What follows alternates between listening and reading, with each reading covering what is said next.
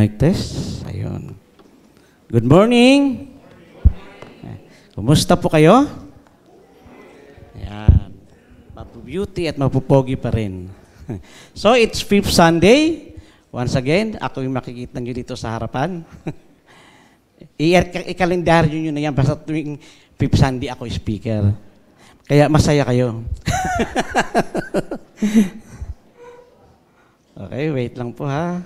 I-open ko lang.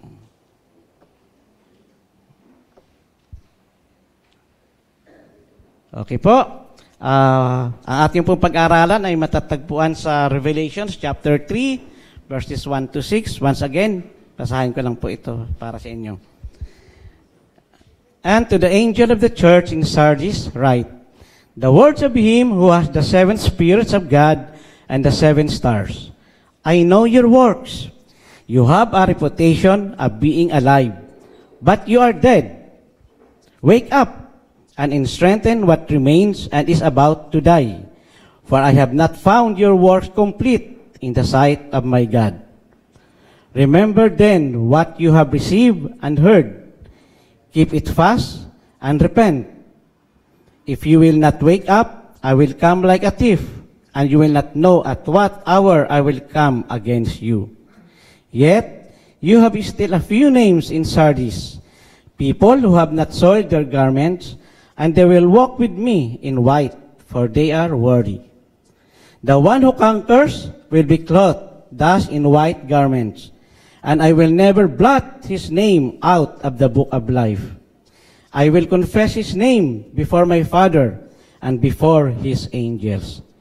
He who has an ear, let him hear what the Spirit says to the churches. Tayo po yung manalangin. Panginoong Diyos, maraming salamat po, Lord, muli sa pribilehiyo na mapag-aralan po namin ang inyong buhay na salita. Samahan niyo kami, Panginoon, ng inyong banal na Espiritu. Lalo na nga po ako, Lord, ang inyong lingkod na ngayon ay gagamitin ninyo. Bigyan niyo ako, Lord, ng karunungan. Empower me, Lord, upang maihayag ko po ng may kaliwanagan ang inyong mensahe ngayong umaga. And give us, Lord, a humble heart na anuman mga matututunan namin ngayong umaga ay maisa pamuhay po namin ito. Patawarin niyo kami, Lord, sa lahat ng mga kasalanang nagawa namin dahil batid namin na ang pag-aaral po namin ay hindi magiging katanggap-tanggap sa inyo o may makikita kayong mga kasalanan po sa amin. Kaya, Lord, pakalinisin niyo nga po kami. Muli, ang lahat ng ito ay pinagkakatiwala namin sa pangalan lamang ng aming mananakop na si Jesus. Amen. So magandang umaga po ulit mga kapatid. Ayan. Sabi ng professor namin sa Masteral, a church that is not spiritually growing is dead. Sabi doon, he is living or she is living but dead.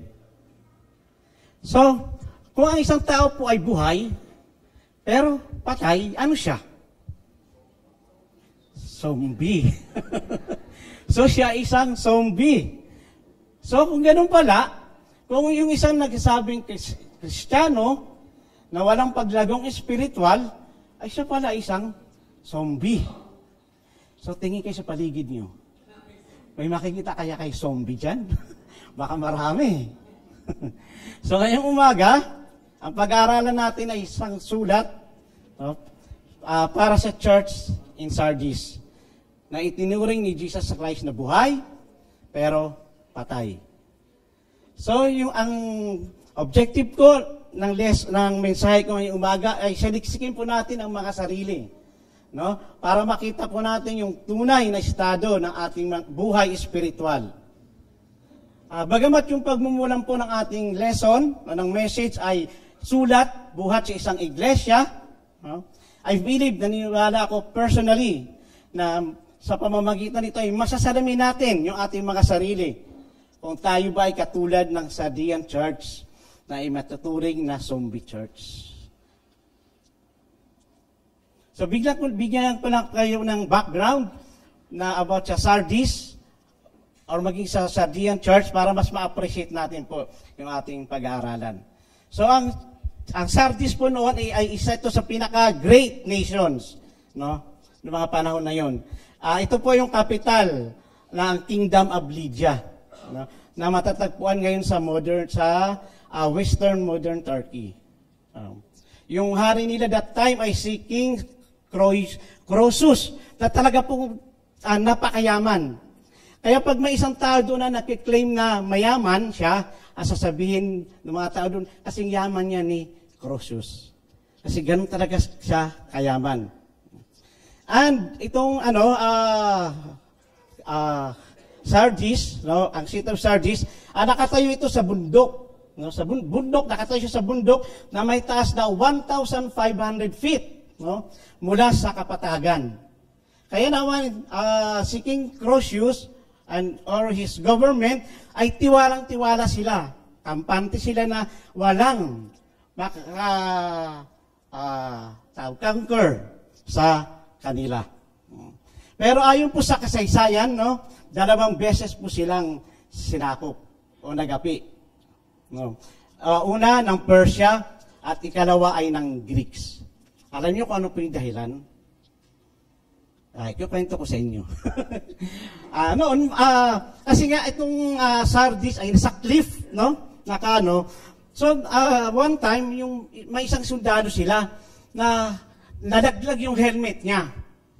Sumabit doon sa cliff, no? So, ang ginawa, dahil gusto silang sakupin ng Persia, pinagmamatyagan sila ng mga sundalo. So, ngayon nakita nila eksakto, yung isang sundalo ng Sardis, ay nakita nila na binabagtas yung cliff.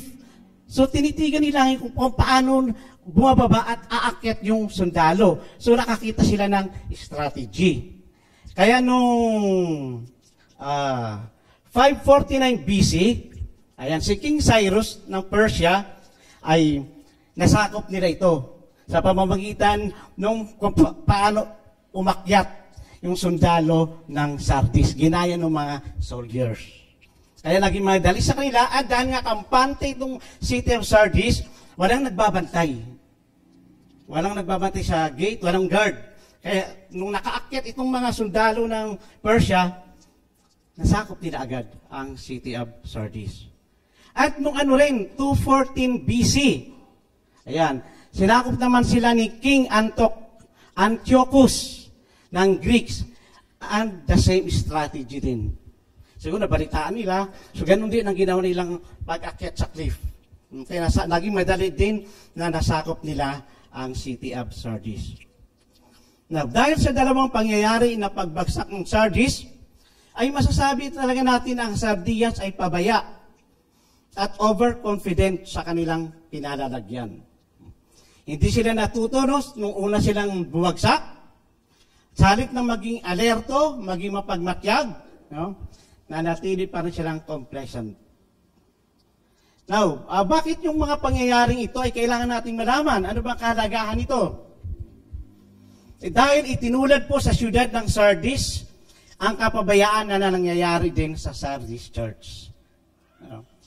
Kung ang siyudad ay nakilala dahil sa karangyaan po at saka sa wealth nila, ang Sardis Church din naman ay nagkaroon din ng reputation na masigla, may buhay.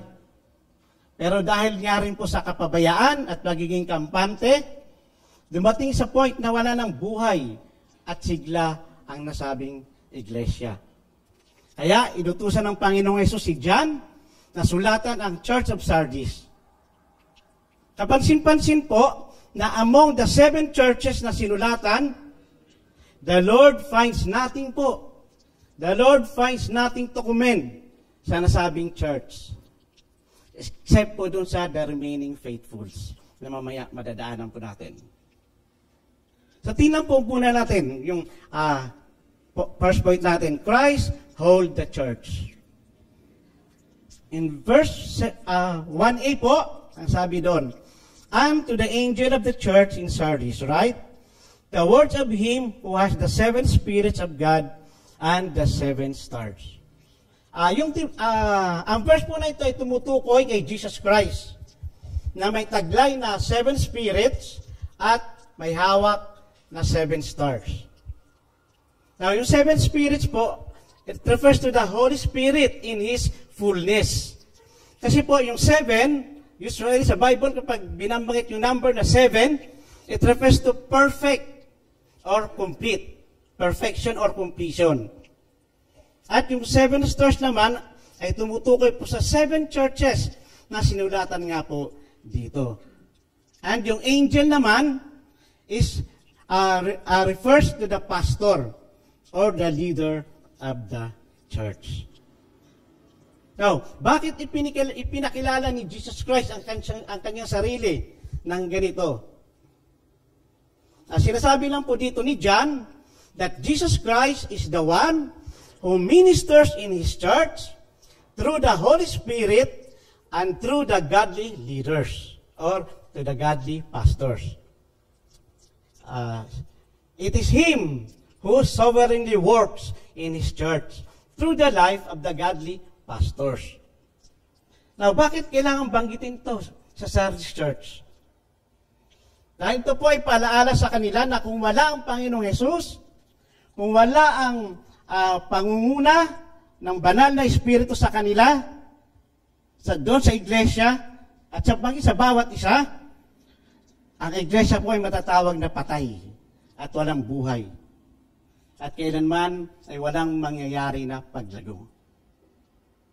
So church, maganda pong paalala ito sa atin na ang maging solid foundation talaga natin ay ang Panginoong Hesus. Kaya tama-tama po sa team natin. No? Siguraduhin po natin na ang bawat ginagawa natin ay para sa Kanya, dahil sa Kanya, at sa Kanya lamang tayo aasa ng tulong at sa banal na Espiritu. Now, nung nakita punta naman tayo sa condemnation. Sabi sa verse 1b, I know your works. You have a reputation of being alive, but you are dead. So kunin ko lang po muna yung salitang I know. Alam niyo po, yung salitang I know, it was given to the seven churches. Pinag-aral natin so 6 na lang. So, sa lahat ng churches na sinulatan doon, ito agad ang unang binabanggit ng Panginoon. Paulit-ulit, I know. Now, yung salita pong I know, no, ito ay tumutukoy sa pagiging omniscient ng Panginoon Jesus. No? Kapag sinabi natin omniscient, no, He is an omniscient God, ito po ay isang katangian niya na nalalaman po niya ang lahat-lahat ng mga nangyayari, lahat ng mga nagaganap. Because He know everything sa mga churches na sinulatan, no? He appreciate what is good and He condemn what is what is good. Sabi ko, and He condemn what is bad na nagaganap o nangyayari po doon sa loob ng 7 churches na kanyang sinulatan. Nalalaman din niya kung ang mga ginagawa ng mga nagsasabing mananampalataya. Listen po, maganda po ito, pakinggan niyo ito. Matches of what is going in the heart. So, wala talaga maaaring ilihim sa Panginoon. Now, mga kapatid, nung sinabi ni Jesus Christ na I know your works, maaari din po niya itong sabihin sa bawat isa sa atin. Nalalaman po niya kung ano yung ginagawa natin sa araw-araw ng ating buhay. Alam niya kung ano yung motibo, kung bakit ka nag-aawa na. Alam niya kung bakit nagsa-Sunday school teacher ka. Alam niya lahat. And in fact, even today, habang nakaupo kayo dyan, alam niya kung sino yung inaantok. Alam niya kung sino ang excited na makarinig ng kanyang salita. At alam din niya kung sino yung nagpiplit sa katabi niya. Para yata, very good. So mga kapatid, ang pagiging omniscient po ng Panginoon can both be a warning and a comfort po sa bawat isa sa atin. Comfort, in a sense, na nakikita niya kung ano yung mga pinagdaraanan, nakikita niya kung ano yung mga pangangailangan natin. And because He is a loving God, He can sympathize, comfort, and help us.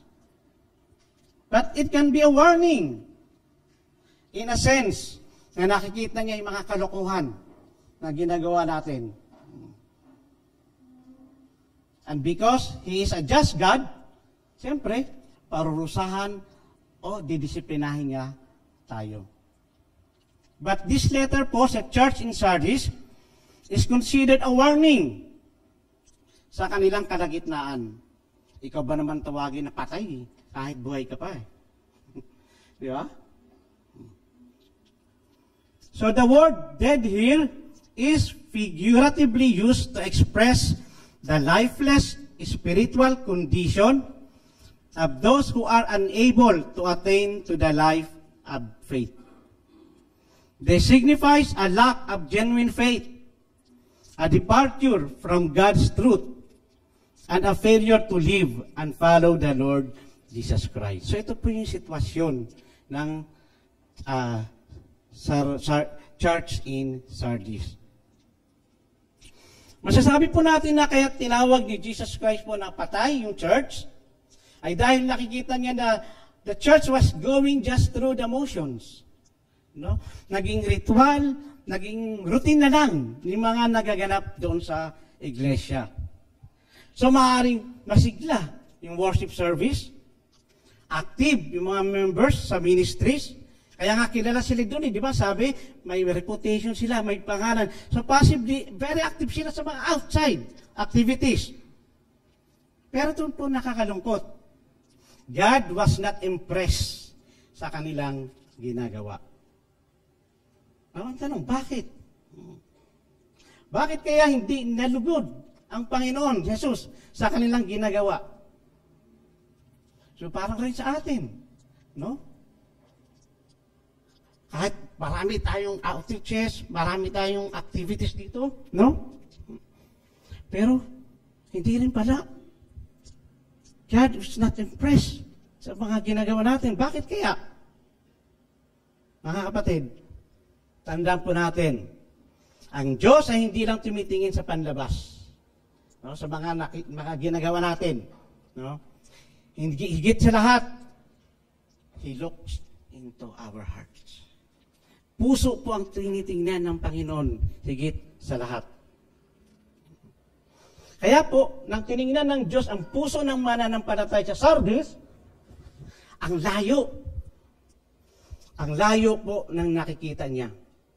No? Bagamat active, kilala, pero sabi ng Panginoon, you are alive but you are dead.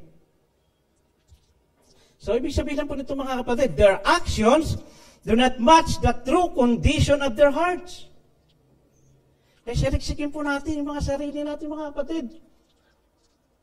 Yes, busy ka, nandudun ka sa Sunday school, sa Awana, sa Tuesday group, sa every Wednesday, nagka-choir ka pa, no? Pero, hindi pa rin pala nalulugod sa iyong Panginoon. Bakit? Kasi, your actions do not match the true conditions of your heart. They were hypocrites, ang Sardis Church.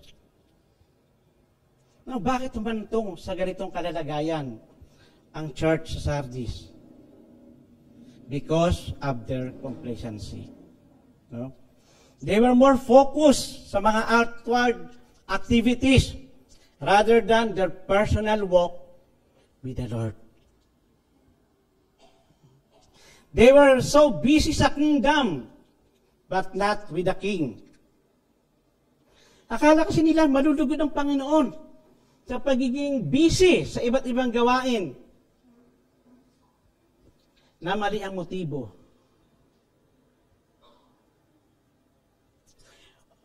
Or habang namumuhay sa kasalanan. Or worse, possibly, marami sa kanila ay walang tamang relasyon sa Panginoong Jesus. So, they were just professing Christians. So, a nominal Christian. A person who claims to be one pero hindi nakikita sa buhay nila. He is a Christian only by name. Kaya naman ang sabi ng Panginoong Hesus sa church, you are alive but you are dead. So mga kapatid, ano kaya masasabi ni Lord sa bawat ginagawa natin dito sa loob ng iglesia at naging sa labas ng church? Nakakiti kaya siya sa atin? O sasabihan niya tayo na you are alive but dead? So it is a good reminder na nakita natin that being active and alive sa mga gawain po sa loob at labas ng church is not po an assurance na ang lapit-lapit mo na kay Lord. And most of all po, it is not an assurance that you have a genuine relationship with Jesus Christ. Bakit? Kasi nga, alam nga ng Diyos yung tunay na laman ng puso natin. Alam niya ang motibo natin kung bakit ginagawa natin ang isang bagay. Pero, wag niyo naman sabihin na ayoko na ma-involve sa ministry. Hindi naman pala eh. My point is, baka may mga nag-iisip sa inyo na dahil lagi kayo nandito sa church, no? Yun nga, feeling nyo ay marapit na kayo kay Lord. O ligtas na kayo. Alam niyo po, wala na yatang pinakamalala na pangyayari kundi yung inaakala mo na ligtas ka. Nasa langit ang punta mo. Pero ang sasabihin sa iyo ng Panginoong Hesus, depart from me, I never knew you. Kaya napakahalaga mga kapatid na i-check. Let's check and evaluate ang ating mga sarili if we are really in Christ. If we have genuine faith in Him. So last Sunday, self-check tayo ng assurance or security of salvation. So ngayon naman, tingnan natin kung may mga sign ba tayo ng genuine faith. So, checkan natin. Check ba tayo o wrong? Una, meron ka bang genuine love for God? Hindi lang sa salita. Dapat nakikita sa gawa na talagang mahal mo ang Panginoon. Na ginagawa mo yung isang bagay out of love, ha? Out of gratitude sa ginawa ng Panginoong Diyos sa iyo. Kaya mo ginagawa yun. Pangalawa, meron bang transformed life? Kahit man ilang porsyento na ipagbabago, simula nang sinasabi mo na ikaw ay manampalataya kay Jesus Christ, o baka naging worse. Pangatlo, overflow with love and action to other believers ba? May pagmamahal ka ba sa mga kapatiran? Ikaapat, nakikita ba yung bunga ng Espiritu? Yan ba ang fruit of the Spirit? 8? 7? 8?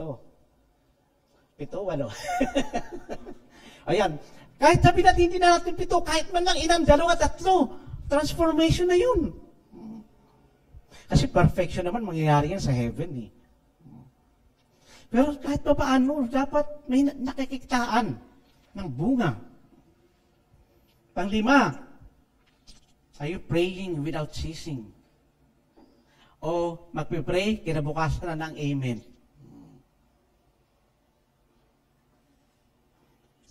Ikalima, 6, nakikrave ka ba sa salita ng Panginoong Diyos? May pagkauhaw ka ba sa salita ng Panginoon? Sabi nga ni Pastor Nantes, kung wala kang desire na magbasa ng kanyang salita, dalawa lang po yun eh. Ano sabi ni Pastor Nantes? Either may sakit ka, or either patay ka. Zombie ka. So ano ba, check ba lahat dyan? O mayroong X? Pero itong nakakatuwa mga kapatid. Even though, kanina nga, may criticism or may condemnation doon sa church in Sardis, no? Kahit pa paano naman may konting good news. So, sabi sa verse 4, "Yet you have still a few names in Sardis, people who have not soiled their garments." So, ibig sabihin lang po mga kapatid, doon sa loob ng iglesia, ay may iilan. Nakita ang Panginoong Hesus na tunay na mananampalataya. Now, dito kaya sa atin, habang nakatingin sa atin si Lord, ilan kaya ang makikita ng Panginoon na may tunay na pananampalataya? Or ilan kaya naman ang makikita niya na professing Christian lang?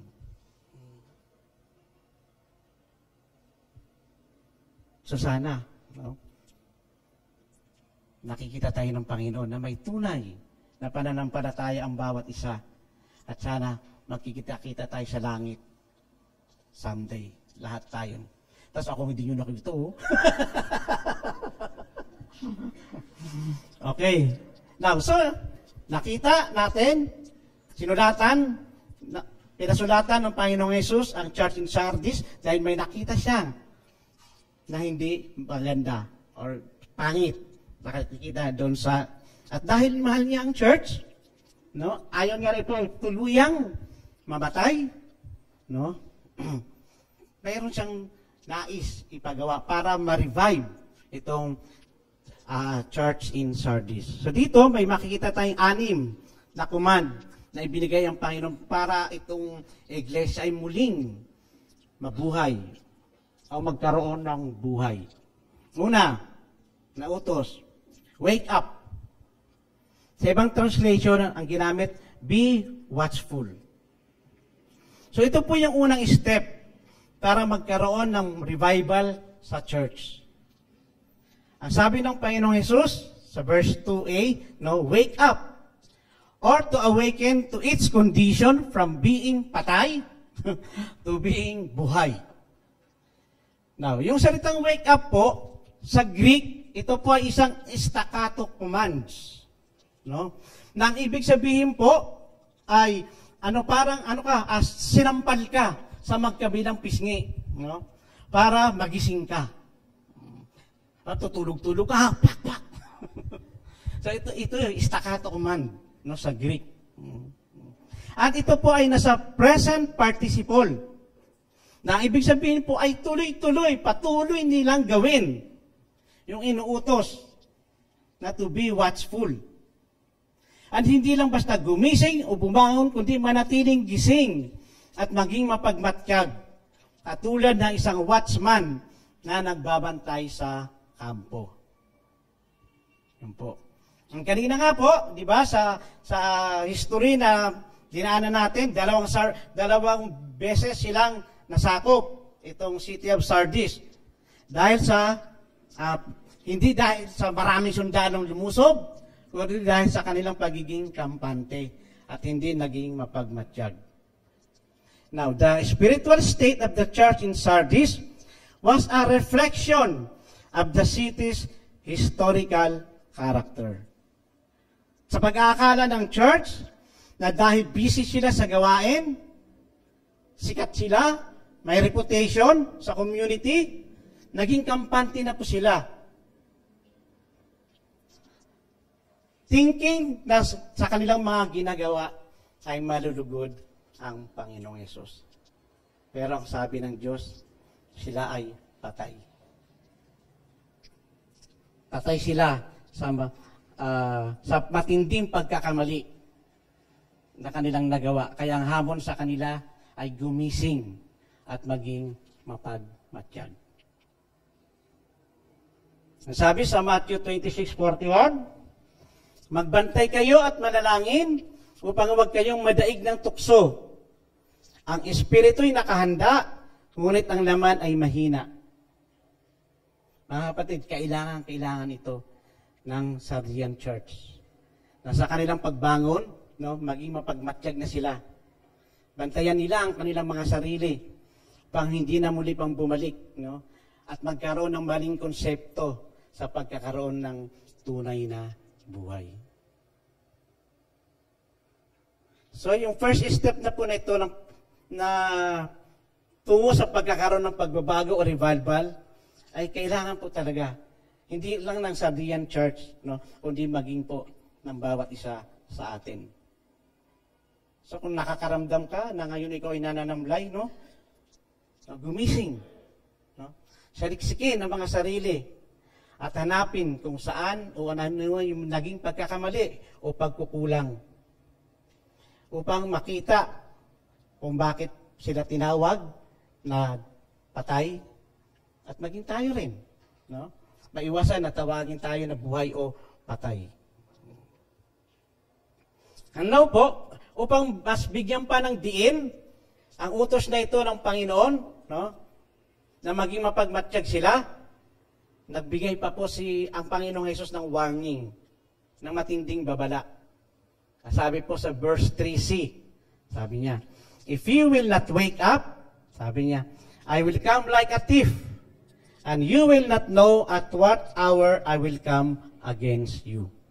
So sinasabi lang po dito ng Panginoong Hesus na darating siya para hatulan ang Sardis Church kapag hindi pa sila bumangon o gumising. Hindi po sinabi sa talata kung paano darating ang Panginoong Hesus para hatulan po ang church. No? Dalawa pong posible. Una, maaaring biglaan po yung pagbibigay ng parusa sa kanila na hindi nila nalalaman kung kailan darating. Kasi nga, katulad nga ng isang manggagawa. O posible lang tumukoy ito sa second coming ng Panginoong Hesus para sila ay hatulan. No? Now, ano naman po sa dalawang yon ang tinutukoy? Ang mahalaga po ay dapat na silang gumising, bumangon, at maging mapagmatsyag. Mga kapatid, magandang paalala rin to sa bawat isa sa atin, na kung si Jesus ay darating katulad ng isang magnanakaw, alam ba natin kung kailan darating ang magnanakaw? Iba hindi. So ano dapat gawin natin? Maganda. Sana ito ay mag-motivate sa atin na gumising na sa pagkakatulog. No? Bago pa maging uli ang lahat. No? Baguhin na natin yung maling konsepto. Malulog na ba ng Panginoon? O maliligtas ka naman? Dahil andito ka lagi sa church. Patandaan po natin, wala kang bahagi pagdating sa kaligtasan. No? Ang kaligtasan ay sa pamamagitan lamang ng pananampalataya kay Jesus. No? Dahil siya lamang po ang tagapagligtas. Wala nang iba. Hindi sa mabubuting gawa at hindi din sa relihiyon. So yun po ang first step, no? Wake up or be watchful. Ikalawa po na pinapagawa sa kanila is strengthen what remains and is about to die. Nakita po yan sa verse 2b. Basahin ko na para kompleto ang sabi doon. And strengthen what remains and is about to die, for I have not found your works complete in the sight of God. So this is the second step for revival. Now, ano bang nais iparating dito ni Jesus Christ? Di ba? Sabi niya nung una, I know your works. So, ibig sabihin nito, may possibility na may kaunting good, magandang nangyayari pa, o may magandang ginagawa pa doon sa loob ng iglesia. Pero sabi, incomplete, unfinished. So, maaaring tama yung kanilang ginagawa, pero mali ang motibo. Possible na gumagawa sila na hindi tama ang dahilan. Ito yung church na gumagawa ng magandang bagay para lang po makita at mapapurihan ng mga tao. At magkaroon sila ng magandang pangalan o reputation. Ito yung church na gumagawa na malayo sa panuntunan ng Panginoon. Pwede rin. Mababasa po natin sa Bible na ang Diyos ay humahatol hindi ayon sa ginagawa ng tao, kundi sa kung ano ang dahilan kung bakit niya ito ginagawa. Kasi nga, puso. No? Puso ang tinitingnan ng Panginoon. And because He is nga omniscient, no, nababasa niya kung ano ang laman ng puso at isipan natin. Nalalaman niya kung yung ginagawa ba natin ay ayon sa pagmamahal sa Kanya at pasasalamat sa lahat ng ginagawa niya. O para nga lamang makita ng mga tao, no, ma-please tayo. Kailangan po malaman o matutunan ng church in Sardis ang kahulugan ng para sa Panginoon at alang-alang sa Panginoon every time na may ginagawa sila. So, bagamat hindi po binanggit sa talata, no, hindi binanggit diyan directly kung ano yung tinutukoy na kanilang ginawa na kailangan nilang palakasin. The point here is, although yung spiritual condition ng Sardis church ay masama, parang sinasabi dito na hindi pa hopeless. No? May magagawa pa. Bakit? Kasi hindi sila sinusukuan ng Panginoong Diyos. No? Binigyan pa sila ng chance. Ang sabi nga, una, gumising. Ngayon, pangalawa, strengthen what remains and is about to die. Si Adam Clarke po ay may sinabi patungkol po sa Sardis Church. Sabi niya, they perform duties of all kinds, but not duty completely. They were constantly beginning, but never brought anything to a proper end. So, ganun nangyayari doon sa iglesia nila. Mga kapatid, how about you? No? What or who motivates you in serving the Lord? Kung sinasabi mo na ikaw ay isang tunay na Kristiyano, dapat malinaw na kaya ka nabubuhay ay dahil para sa Panginoon at para sa Kanya. At kaya ka nabubuhay dahil sa Kanya at para sa Kanya. Kaya kung ano man po yung ginagawa nyo, kung naglilingkod kayo sa Panginoon, no, mas palakasin at pagtibayin mo pa, not for your sake, not for your name's sake, but for God's glory and honor po lamang. Ikatlo, na gusto ipagawa sa kanila para ma-revive. Remember what had been received and heard. Sa ano po? Sa Greek, hindi po what ang ginamit. Ang salitang ginamit po doon ay how. Pag sinabing how, paano? No? Paano nila natanggap at narinig? So sinasabi dito na alalahanin nila. Ano ba yung kanilang narinig? Although hindi binanggit, but I believe, gospel. O yung mga mensahe ni Jesus at yung mga tinuro ng mga apostles. Maaaring narinig nila na yung mensahe ni Jesus, yung kanyang pagkamatay para sa mga makasalanan, no? Yung kanyang muling pagkabuhay, and kasama na nga doon yung ibang turo ng mga apostles. Pero ang tanong nga, paano ito nakarating sa kanila at narinig? Kasi ang sabi, remember how. Sabi, so mga kapatid, ang tinutukoy dito ni Jesus Christ ay ang ministry ng Holy Spirit. Diba? Tandaan po natin, balik tayo sa verse 1. Ang sabi doon, He holds the seven spirit. So sinasabi naman po dito na maaring unang narinig ng mga tao ang gospel sa iglesia, ang Holy Church, ang Holy Spirit po ang nagbigay ng kapangyarihan upang mabuksan ang puso at manampalataya ng tunay ang iilan doon sa Panginoong Jesus. Yan po yung kahalagahan nun. Bukod sa malaman yung kahalagahan ng ministry ng Holy Spirit, bakit kailangang alalahanin ang Ebanghelyo at iba pang mga katuruan? Dahil po, ang mga katotohanan sa salita ng Diyos ang magbubukas sa kanilang puso at isipan, no? Kung paano nila lubos na mabibigyan ng glory ang Panginoon. At kung paano sila magiging katanggap-tanggap sa Panginoong Jesus. Kasi nga, ang tingin sa kanila ng Panginoong Diyos ay dead, patay.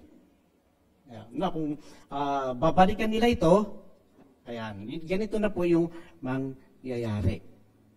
Now, bigyan ko lang po kayo ng ilang kahalagahan na tuwing na po ay alalahanin natin ang gospel. Ano po? It strengthens faith and hope. Mga kapatid, sa tuwing pong alalahanin natin ang gospel, no, magbibigay ito sa atin ng confidence na bagamat nakakagawa tayo ng kasalanan, totoo, hindi. Sabi ni John, kapag ang sino man nagsasabi ng wala siya kasalanan, siya ay sinungaling. Yan. So, sabi ko, asan ba? Na bagamat nakakagawa tayo ng kasalanan, alam natin at nakakasiguro tayo na may magandang bukas na naghihintay sa atin. So, it strengthens faith and hope. Pangalawa, it fights spiritual forgetfulness. So, bakit? Kasi hindi natin makakalimutan yung dakilang pagliligtas na ginawa ni Jesus sa atin. At ito rin naman yung mag-motivate sa atin na palaging magpasalamat at magbigay puri sa Kanya. So mga kapatid, balikan natin palagi ang gospel. Pangatlo, it informs and guides our daily lives. No, ang pag-aalala sa gospel ay magbibigay sa atin ng directions kung paano mamuhay sa lahat ng pagkakataon. No, ito yung magbibigay sa atin ng tamang gabay sa araw-araw na pamumuhay. Pang-apat, it combats sin. No? Kapag inaalala natin yung gospel, magbabalik sa isip natin yung kamatayan ni Jesus sa krus, na kaya siya namatay dahil sa ating mga kasalanan. And ito naman yung magbibigay sa atin ng conviction na layuan na yung kasalanan bilang pagpapakita ng pasasalamat sa kanyang ginawa at pagliligtas sa bawat isa sa atin. And lastly, it inspires action and love. So mga kapatid, kung sinasabi mo ikaw ay recipient ng gospel, recipient ng pamagmahal ng Panginoong Diyos, no, dapat, dahil nasa atin ito, dapat ito din yung mag-move sa atin na mahalin, no, yung ating kapwa. Ito yung mag-move sa atin to reach the lost, na ibahagi rin sa kanila ang gospel. So mga kapatid, napakahalaga na lagi natin balikan ang Ebanghelyo o Gospel. Now, ika-apat na ipinagagawa sa kanila ng Panginoong Hesus. Keep what had been heard and received.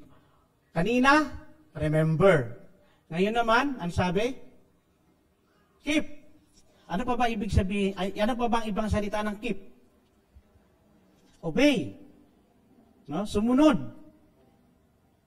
So sinasabi dito ng Panginoon Jesus na hindi lang basta nila alalahanin. No? Hindi lang sila maging passive, kundi maging active. Gawin din nila yung inuutos sa kanila. No? They should put theology in place. No? Magiging walang saysay kung alalahanin lang po nila yon. Yung mga katuruan. Pero hindi naman nila isa sa gawa o isa pamumuhay. So kung hindi nila gagawin yun, mananatili lang sila sa dati nilang kinagawian. No? Na naging habitual na lang, naging routine na lang ginagawa nila doon sa loob ng iglesia. So mananatili pa rin silang patay sa harapan ng Panginoong Diyos kapag hindi nila inalala at ginawa ang Ebanghelyo. Pero sa inyo mga kapatid, tunay bang gospel ang inyong narinig? Yung inyong natanggap? Kung tunay, may epekto ba itong nakikita sa inyong mga buhay? May pagbabago ba na nakikita?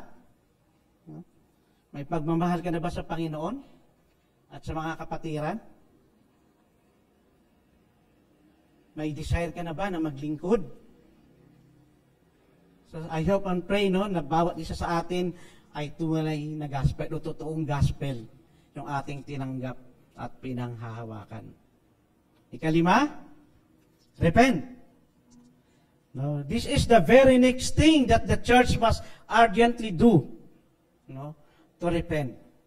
Kahit magawa po nila yung apat na yon, kung hindi sila magsisisi, walang genuine repentance, wala ring saysay ang lahat ng kanilang effort. Kailangan nilang magkaroon ng bagong kaisipan, pag-uugali at paggawa, papalayo sa kasalanan at patungo sa Diyos.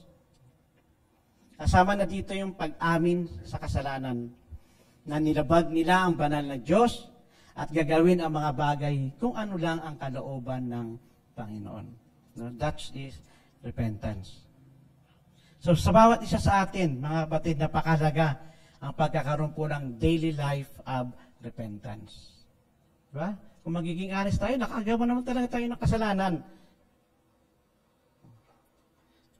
Bagamat pinatawad na tayo ng Diyos, no?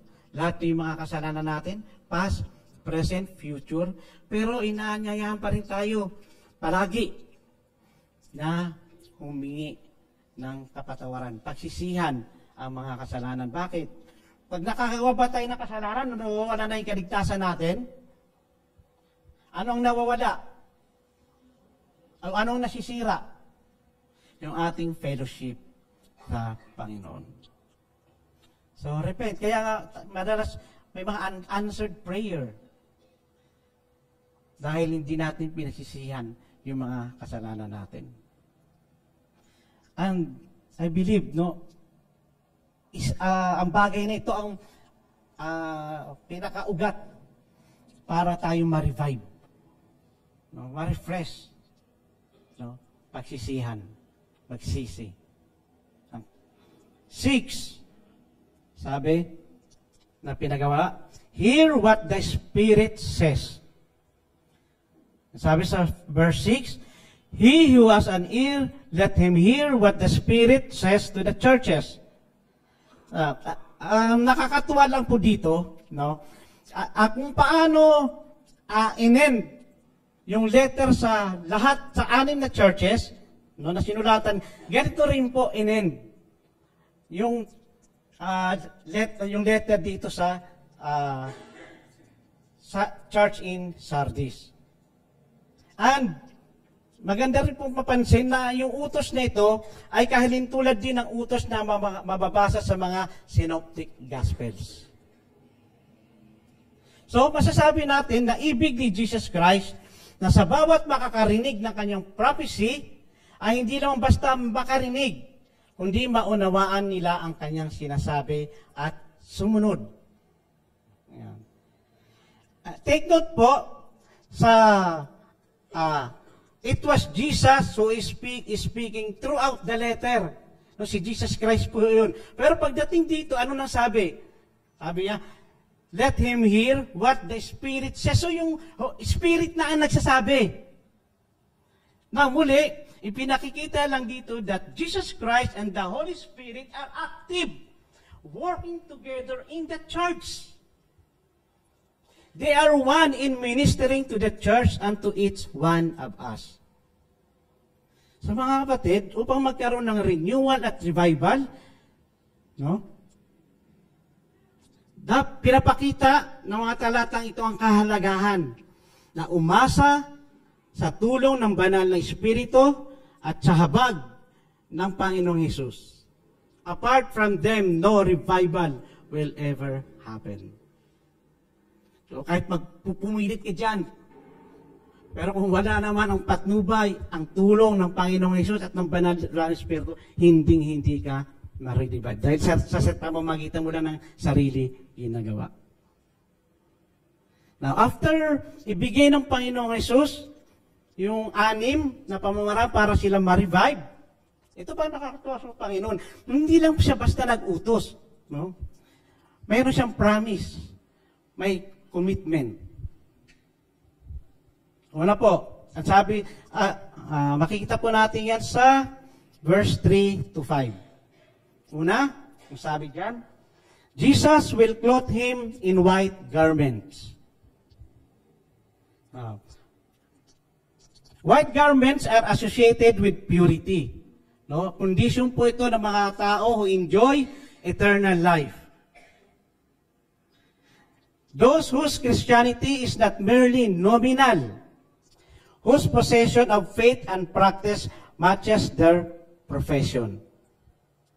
At sila ay, they will live forever. At ito nga susuotan sila ng white garments. At sabi, kasama nilang maglalakad ang Panginoong Hesus sa langit. Wow, di ba?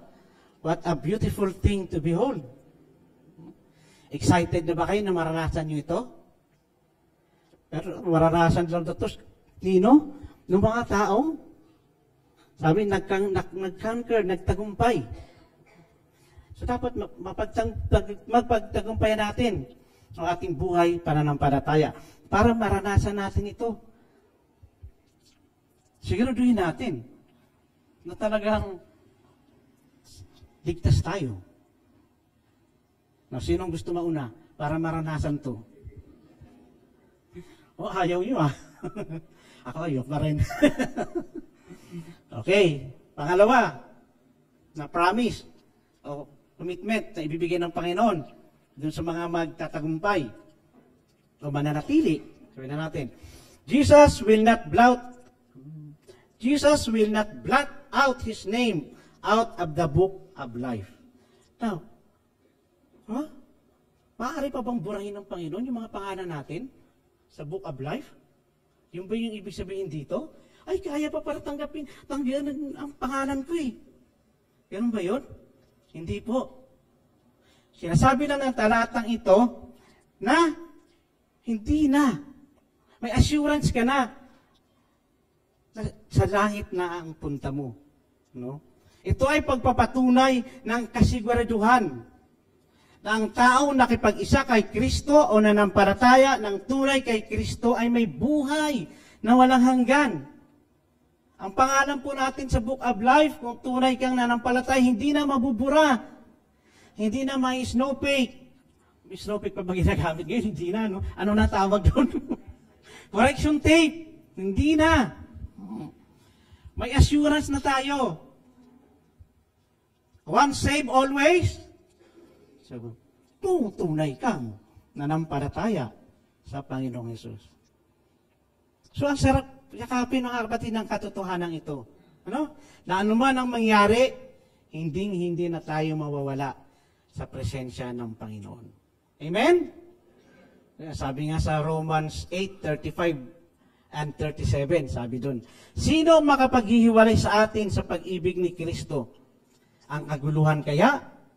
Ang kapigatian? Pag-uusig? Pagkagutom? Kahirapan? Panganib o kamatayan? Sabi ni Paul, hindi. Sa lahat ng mga ito, tayo'y lalong higit pang magtatagumpay sa pamamagitan niya na nagmamahal sa atin. Wow. Pero tanong, ano ang implication nito sa inyong mga buhay na kayo ay may assurance ng kaligtasan? Dapat, mga kapatid, pasalamatan, sambahin, at paglingkuran natin ang Panginoong Diyos. Ikatlo, Jesus will confess His name before the Father and His angels.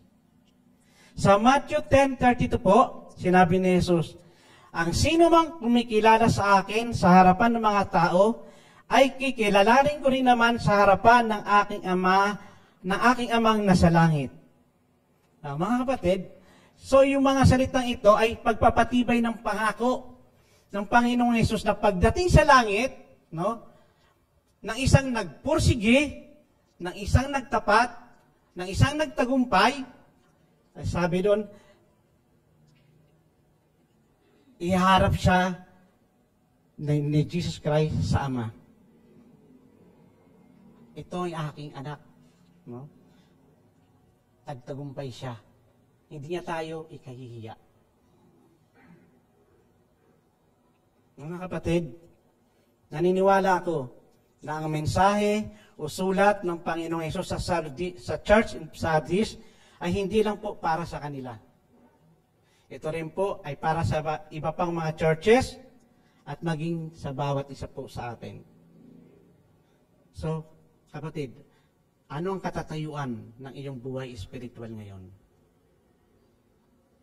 Kung ikaw ngayon ay spiritually asleep, no? Baka bangungutin ka dyan, no? Balikan mo ang gospel. O gumising, magsisi, at palakasin ang nasimulang pananampalataya. Pangalawa, kung ikaw naman ay may panlabas lamang na pananampalataya, no? Ito yung tinatawag na superficial faith, no? Manalangin ka sa Panginoon. Pray hard na bigyan ka ng bagong puso na maunawaan ang gospel. Ikatlo, kung ikaw naman ay may tunay na pananampalataya, praise God, no? Magpatuloy lang, no? Magpatuloy sa paglakad sa Panginoon. Bakit? May gantimpalang naghihintay. So may iwan lang akong verse bilang challenge sa inyo. Sabi sa 2 Corinthians 13:5, examine yourselves to see whether you are in the faith. Test yourselves. Do you not realize that Christ Jesus is in you? Unless, of course, you fail the test. So mga kapatid, this verse encourages us to self-reflect and determine if our faith is genuine and if we are living in Christ, rather than relying solely on external validation. So, pagkasiguraduhin natin ang ating mga sarili. So mga kapatid, in essence, Revelations 3:1-6 is a wake-up call to a church or privately, no? Sa bawat isa sa atin, that has become complacent and lost its spiritual vitality. It highlights the importance of genuine faith and the consequences of spiritual apathy. So, it serves as a warning po and encouragement sa churches at maging sa atin to examine po talaga, to really examine our spiritual condition and remain vigilant. Bantayan po natin ang ating pananampalataya. Tayo po'y manalangin. Ama naming Diyos, maraming salamat po sa mensahe na aming narinig, sa aming palaala na hindi po kami maging kampante sa aming buhay spiritual. Lalo na nga po ngayon, ang dami at napakadali na po ma-access na mga maling katuruan.